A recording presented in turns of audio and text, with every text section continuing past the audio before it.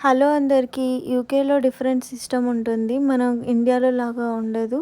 ఇక్కడ మనకేమైనా health issues వస్తే మనం జీపీకెళ్ళాలి. జీపీ త్రూ ద్వారా మనకు హాస్పిటల్ అలో అవుతుంది. సేమ్ ప్రెగ్నెన్సీ వచ్చినా కూడా జీపీలో ఫస్ట్ చెక్ చేశాక మన ఇంటికి ఒక లెటర్ వస్తుంది. ఆ లెటర్‌లో మన hospital name and date, timings అన్నీ మెన్షన్ అయ్యి ఉంటాయి. ఆ టైమింగ్స్ ప్రకారం మనం వెళ్ళిపోయి అక్కడ మిడ్‌వైఫ్ చెక్ చేస్తుంది. మిడ్‌వైఫ్ చెక్ చేశాక మనకి యెల్లో బుక్ ఇస్తుంది. ఆ యెల్లో బుక్‌లో మన health conditions and dates and timings అన్నీ ఉంటాయి.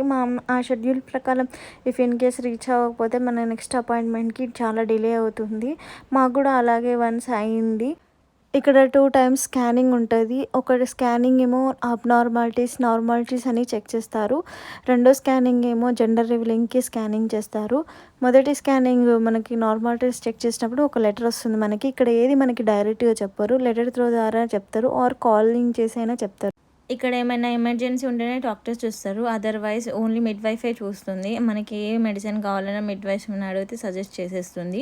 అండ్ నేను నా ప్రెగ్నెన్సీ డ్యూరేషన్‌లో వాటర్ ఎక్కువ తాగాను. ఫుడ్ బాగా తిన్నాను. అది కూడా నేనే కుక్ చేసుకున్నాను. ఎందుకంటే నా పేరెంట్స్ ఎవరు రాలేదు వీసా ప్రాబ్లమ్ వల్ల. నా హస్బెండ్‌కి ఎప్పుడు హాలిడే ఉంటే అప్పుడు బయటికి వాకింగ్‌కి తీసుకెళ్ళేవాడు. అండ్ నేను కూడా ఇంట్లో కొంచెం పుషప్స్ ఇచ్చాను. 9th మంత్‌లో హెడ్ డౌన్ రావాలి కాబట్టి కూర్చోవడం, లేవడం లాంటివి చేశాను. ఎప్పుడు నించునేదాన్ని, బాగా నించునేదాన్ని. అండ్ ఎప్పుడైనా ఒకసారి రెస్ట్ తీసుకునేదాన్ని. దానివల్ల నాకు చాలా హెల్తీ బేబీ పుట్టింది. ఈ నార్మల్ డెలివరీలో నా హస్బెండ్, డాక్టర్స్, మిడ్‌వైఫ్స్ చాలా సపోర్ట్ చేశారు. అందువల్లనే నాకు నార్మల్ డెలివరీ అయింది.